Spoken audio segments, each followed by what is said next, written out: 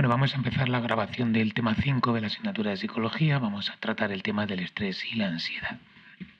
Entonces, este tema tiene 5 apartados. El último es muy cortito, el primero es el más largo, así que este primer vídeo va a ser un poquito más largo que los demás. Trata genéricamente sobre lo que es el estrés y la ansiedad y cuáles son sus definiciones, sus fases y cuáles van a ser sus causas. Luego veremos en el apartado 2 cuáles son las manifestaciones del estrés y la ansiedad, es decir, cómo se nota en una persona, cómo se manifiesta tanto el estrés como la ansiedad. Luego, cuáles son los trastornos de ansiedad y estrés más frecuentes, que están catalogados como trastornos de ansiedad, como enfermedades. Luego veremos en el apartado 4 cómo tratar este estrés y como la ansiedad, de forma farmacológica, de forma relajante o de forma por psicoterapia. Y el último apartado, yo digo que cortito, sobre el estrés en el trabajo, en el sentido de cómo afecta el estrés en el trabajo a un auxiliar de enfermería.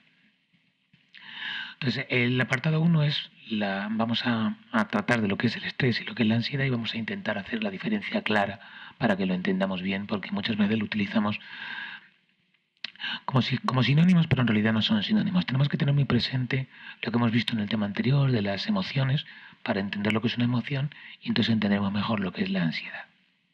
Es una definición de estrés actual, de estas recientes, puede ser la siguiente: es una reacción fisiológica del organismo en el que entran en juego mecanismos de defensa para afrontar factores que se perciben como amenazantes o de demanda incrementada. Es decir, la respuesta fisiológica, la respuesta del cuerpo ante un peligro, ¿vale? Un peligro o una necesidad de un esfuerzo extraordinario, de un esfuerzo especial, ¿vale? Una situación especial. Eso es lo de la demanda incrementada de funcionamiento del cuerpo. Entonces, a estos factores que provocan esta demanda incrementada o que se llaman amenazantes es lo que se llaman estresores y pueden ser muy diferentes, pueden ser simplemente eventos cotidianos de la vida cotidiana, como cambios, el cambiarse de casa, presiones del trabajo, tensiones familiares, noticias buenas o noticias malas, frustraciones, conflictos interpersonales o intrapersonales, etcétera. Muchísimas cosas del día a día. Entonces, el estrés va a tener unas manifestaciones fisiológicas, conductuales y cognitivas. Es decir, nos van a pasar cosas en el cuerpo, vamos a tener comportamientos distintos y vamos a tener unos pensamientos diferentes provocados por esta sensación de amenaza. Entonces, los estresores no son necesariamente negativos, ¿vale? Muchas veces, en muchas ocasiones, son positivos, como puede ser una boda o puede ser un viaje, unas vacaciones, que pueden generar estrés porque nos alteran y nos demandan una atención especial para tenerlo todo preparado, para estar preocupados porque todo salga bien. Entonces, tienen la función de activarnos, de prepararnos para estas situaciones, para que concentremos bien nuestros esfuerzos y para que la resolución de los mismos sea lo más eficaz posible. ¿Qué ocurre? Que hay veces que este nivel de activación, la duración, la frecuencia, etcétera, no son proporcionales al estímulo, sino que están desproporcionados. O sea, nos activamos mucho más de lo que nos requiere la situación, o nos dura mucho más de lo que nos requiere la situación, o nos pasa muchas más veces de lo que requiere la situación. Entonces pierde eficacia, deja de ser efectivo, deja de ayudarnos a resolver los problemas.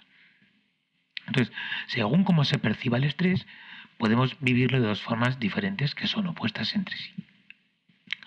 Una se llama eustrés o estrés positivo, ¿vale? La raíz eu quiere decir bueno o bien, ¿vale? Entonces, el eustrés es el estrés que se percibe positivamente como algo estimulante, que nos sirve para motivarnos y para resolver el problema que nos genera este tipo de estrés. Normalmente está proporcionado a su causa, suele ser corto, asociado al estresor, y genera emociones positivas como la alegría o la satisfacción, ¿vale?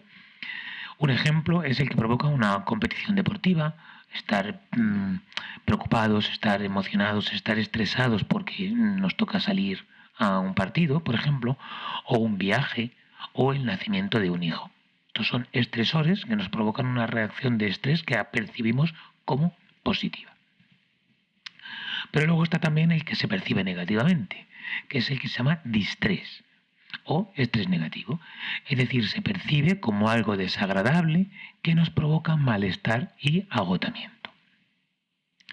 Esto se produce cuando se supera la homeostasis del individuo, es decir, la capacidad para recuperar el equilibrio corporal, bien por la intensidad, bien por la duración o bien por la desproporción.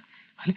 Nuestro organismo, igual que dispara el estrés, tiene la necesidad de recuperar la normalidad.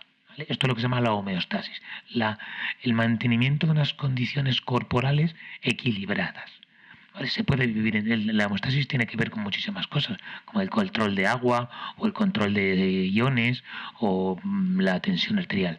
Pero en este caso, a la homeostasis nos referimos a recuperar el equilibrio, digamos, corporal, desde una situación normal o una situación extraordinaria.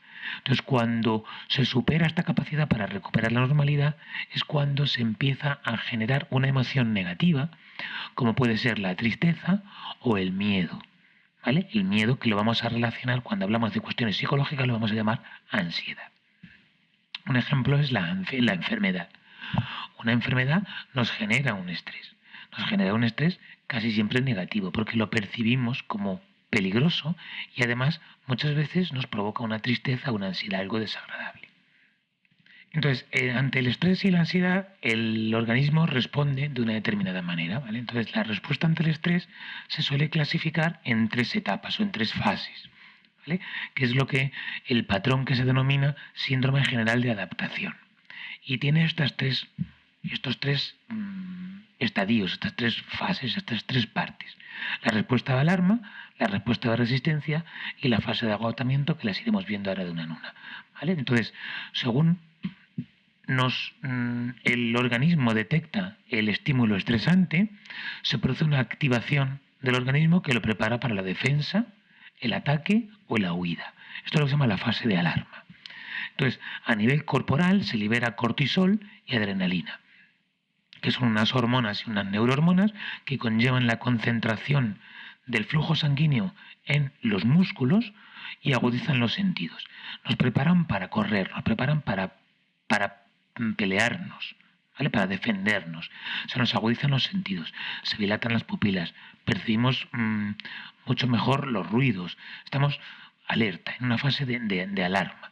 Entonces, esto se puede percibir de una forma positiva o de una forma negativa, como estábamos diciendo algo antes. Puede ser ante un nacimiento, de forma positiva, o puede ser de forma negativa, como por ejemplo el caso que os pongo aquí. Carlos, una persona, viaja en un avión y nota unas fuertes turbulencias, ¿vale? Lo que le provoca miedo y pensamientos de huida. Y como no puede, ¿vale?, de parálisis. Entonces, es ese momento en el que el cuerpo se prepara para algo malo y se pone atacado, ¿vale? Esa es la fase de alarma. La fase de resistencia ocurre si el estresor se mantiene en el tiempo, ¿vale? El estresor se mantiene en el tiempo, entonces el organismo intenta adaptarse a la situación buscando formas de afrontarlo. Entonces se desarrollan procesos fisiológicos del cuerpo, conductuales, de comportamiento y cognitivos, pensamientos. Y se trata de elaborar un plan de afrontamiento, ¿vale? Es cuando se está dándole vueltas a lo que está ocurriendo. Por ejemplo, ante la turbulencia, Carlos intenta calmar respirando despacio. Eso es algo conductual, ¿vale? A la vez que razona sobre lo seguro que es volar. Este año solo ha habido 4 accidentes, en 2020, un dato real, no, 8 accidentes, perdón. Volar es muy seguro, te intentas tranquilizar. Esta es la fase de resistencia.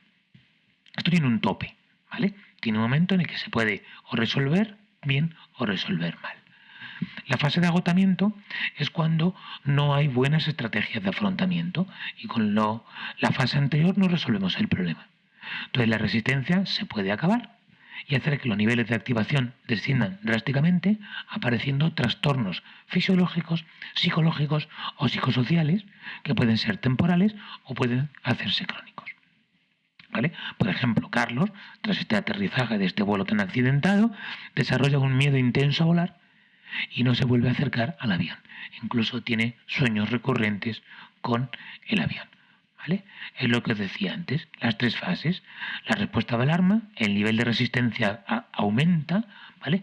Lo paso mal, pero resisto, aguanto, voy pensando y luego puede llegar a la fase de agotamiento. ¡pum!, me derrumbo. Y o bien se resuelve si me paro aquí, o si vuelvo aquí, o desciendo un montón y me puede quedar un tipo de problema acumulado como es ese pánico a acercarse a un avión que le ocurre a algunas personas. Eso es el estrés, pero ¿qué es la ansiedad? ¿Vale? Pues la ansiedad es una emoción ligada a situaciones estresantes. ¿Vale? Recordar que las emociones son esa combinación de una situación fisiológica con un razonamiento cognitivo, un razonamiento con lo que nos los ha provocado, ¿vale? Y lo vamos a recordar con un sentimiento de emoción. Entonces, la emoción, o sea, la ansiedad es una emoción displacentera que consiste en una reacción de tensión y aprehensión y preocupación ante una situación en la que el individuo entiende como una amenaza potencialmente peligrosa para su integridad física o psíquica, aunque muchas veces no existe causa aparente. Es como una variante del miedo, pero a situaciones menos físicas, más mentales, más de situacionales.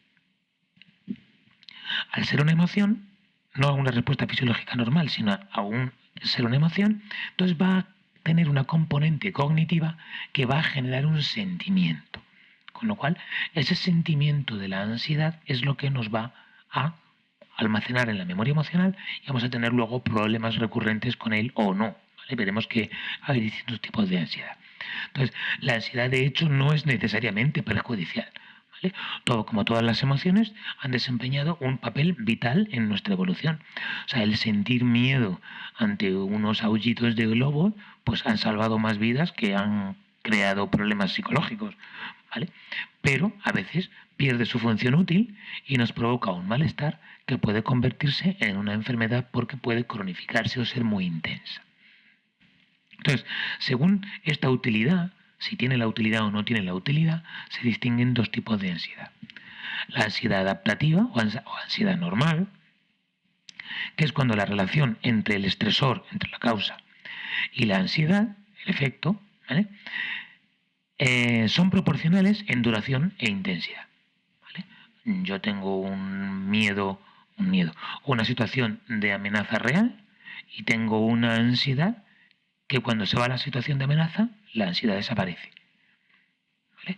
Tengo una situación de miedo pequeña y tengo una ansiedad pequeña. Tengo una sensación de miedo grande y tengo una ansiedad grande. Eso es normal, eso es adaptativo. Puede ser muy intenso, como puede ocurrir por un accidente de tráfico, ¿vale? Pero no tiene por qué ser patológico. Sin embargo, la desadaptativa, la ansiedad desadaptativa o patológica, es cuando esta relación de causa y efecto entre el estresor y la ansiedad no es proporcional, se desmadra, ¿vale? No es proporcional ni en duración, o en intensidad, o en frecuencia, ¿vale? O a veces incluso sin existir el estresor. Hay veces que no existe el estresor y tenemos el miedo. ¿A qué? No lo podemos definir, no lo sabemos, pero ocurre, ¿vale? Hemos perdido la conexión con el estresor, pero nos provoca el miedo, que es cuando se vuelve un hábito, ¿vale? Y se cronifica. Entonces, los dos tipos de ansiedad, la normal y la adaptativa o la patológica, se diferencian en lo que se puede ver en esta tabla. En cuanto al estímulo estresante, la ansiedad normal, el estímulo es real o es amenazante, y en la patológica es irreal o es no amenazante. ¿Vale? Me he dejado las llaves en casa, las he dejado colocadas en tal sitio, no he colocado tal cosa. Eso no es una amenaza, no es un estímulo estresante amenazante. ¿Vale? O pienso en algo, no es real. La frecuencia. En la normal, episodios poco frecuentes y en la patológica, repetidos. Intensidad de leve a moderada en proporción al estímulo o elevada siempre, independientemente del estímulo. La duración, limitada o prolongada. La respuesta al estresor, esperable, cualquier persona tendría una reacción de ansiedad ante ese estresor, o desproporcionada, cuando no es esperable, no es explicable desde un punto de vista razonable, por así decirlo. El grado de sufrimiento es limitado y es transitorio o es alto y es duradero. Cuando interfiere en la vida cotidiana, mucho o poco. Y cuando genera conflictos intrapsíquicos, es decir, no da por pensar en el problema, en la patológica, o cuando no los genera, la ansiedad normal. Entonces, ¿qué relación tiene el estrés y la ansiedad? Pues lo que se puede ver en este esquema, ¿vale? Tenemos un estresor que afecta a un individuo y el estrés puede ser eustrés cuando genera emociones positivas, como puede ser la alegría que decíamos, o genera un distrés que genera una emoción de tipo ansiedad, que a su vez puede ser adaptativa o puede ser desadaptativa. Solo en este caso estaríamos hablando de patologías de la ansiedad. Aunque las otras no lo estemos pasando bien, ¿vale?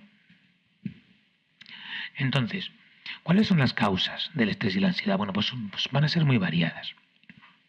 Entonces, un técnico en cuidados auxiliares de enfermería, un TCAE, debe comprender las consecuencias físicas y psicológicas que tiene el estrés en un individuo.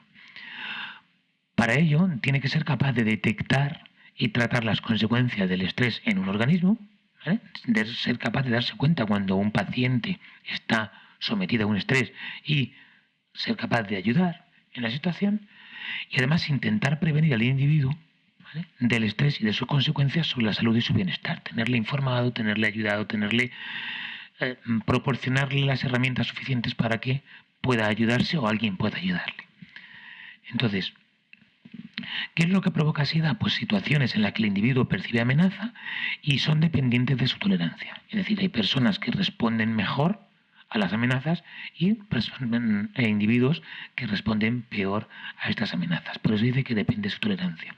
Ante una misma situación, dos personas pueden sufrir ansiedad independiente de su personalidad, de su edad, de sus características personales.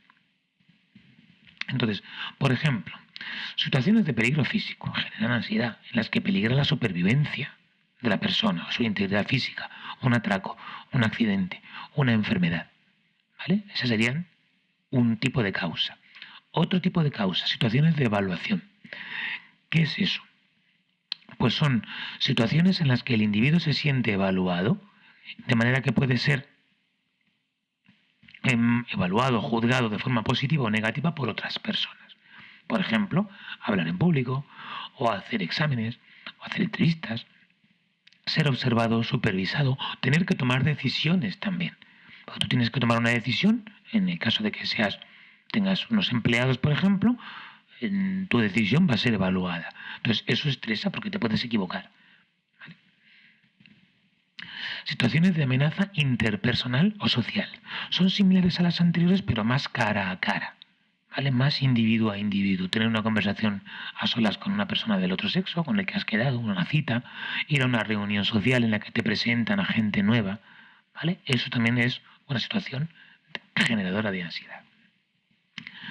Luego, otro apartado, otro grupo de causas, son situaciones en las que hay lo que se denominan elementos fóbicos. Los elementos fóbicos son situaciones o objetos o